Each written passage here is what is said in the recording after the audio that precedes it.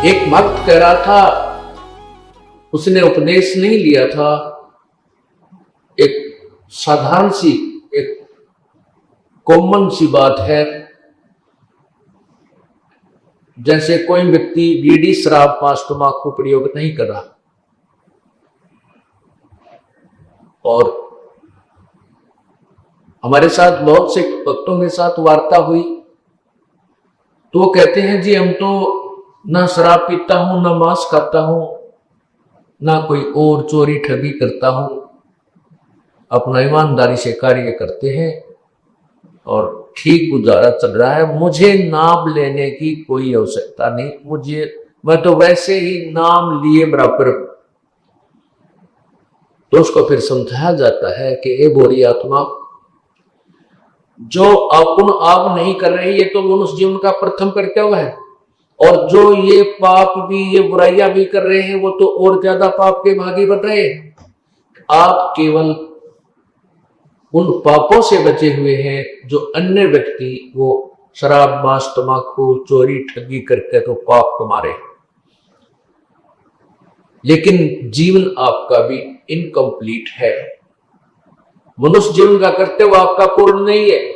जैसे एक एकड़ जमीन में घास फूस, झाड़, बोझड़े, कांटेदार झाड़ियां खड़ी है और उसके साथ वाले एकड़ में, साथ वाले किले में, खेत में किसान ने खूब अच्छी तरह संभाल रखा है, उसमें कोई झाड़ नहीं, कोई कांटेदार झाड़ी नहीं, वो बिल्कुल बोने योग्य करके छोड़ दिया और बीज उसमें बीजा नहीं,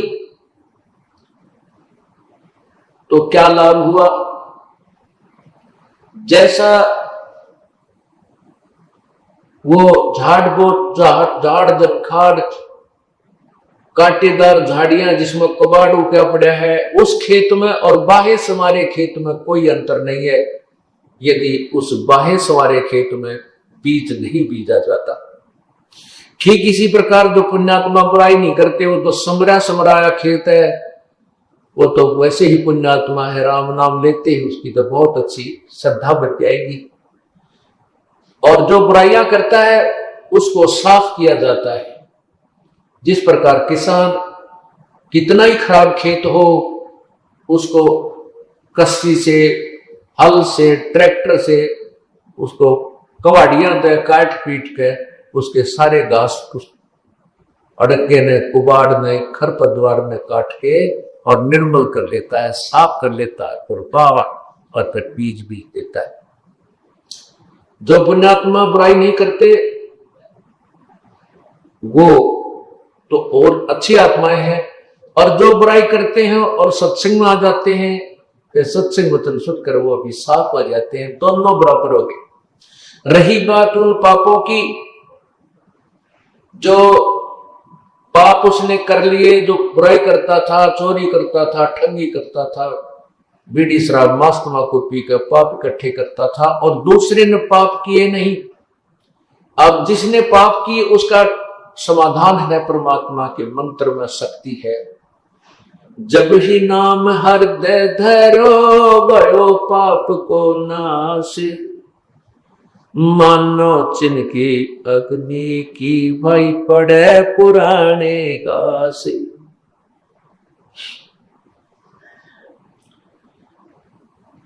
परमात्मा हर तरह से हमें सावधान भी करते हैं, ज्ञान भी देते हैं, हमारा विश्वास दृढ़ भी करते हैं।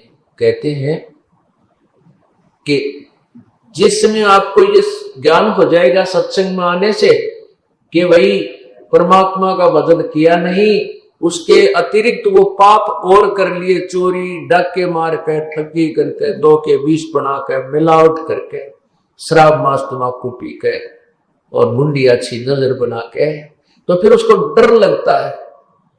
वो सोचता है परमात्मा मेरा क्या होगा, मैं तो घोर पापी हूं, मेरे तक कीड़े पड़ेंगे, कुत्ता बनूंगा, खाद लगे। क्योंकि सत्संग में आने से आत्मा को ज्ञान हो जाएगा कि सचमुच जो कहा जा रहा है ये सच्ची होगी, ये सत्य होगा।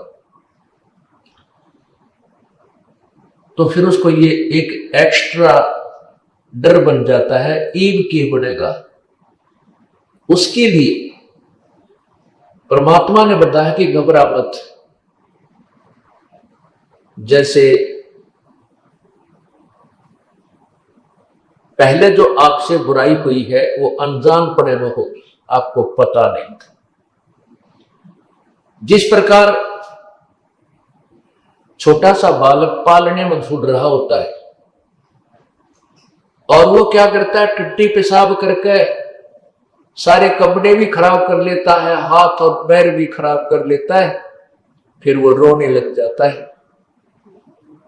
माता जब आती है, उस बच्चे को देखती है, उसकी सारी परिस्थिति से परिचित होकर के वो तुरंत उस बच्चे को उठाती है, स्वच्छ जल से उसको धोती है, उसके कपड़े धोती है, स्वच्छ कपड़े पहनाकर दूध पिलाती है, प्यार करती है, सीने से लगा लेती है, क्योंकि मां को पता था कि बच्चा बालक है, अनजान है, इसको पता नहीं।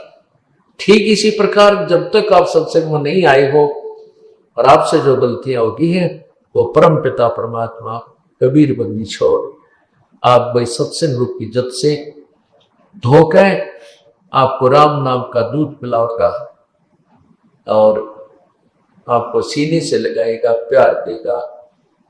आपके अर्थात आपके जो पूर्व सत्संग में आने से पहले जो किए गए पाप आपके सारे नष्ट कर देगा, आपको साफ करके अपने भक्ति करने योग्य बनाएगा। और ये थी जैसे बालक थोड़ा बड़ा हो जाए और वो फिर कितने पेशाब करके बिस्तर में जानबूझ के पिटाई बहुत करे, उसकी पिटाई होती है क्योंकि वो बकवाद कर रहा है, अब अनजान नहीं है। ठीक इसी प्रकार जब आप सियाने हो जाओगे सत्संग सुनकर और नाम उपदेश लेकर के फिर गलतियां करोगे, फिर तो उस बच्चे की तरह पिटोगे जो जानबूझ कर बकवाद कर रहा है।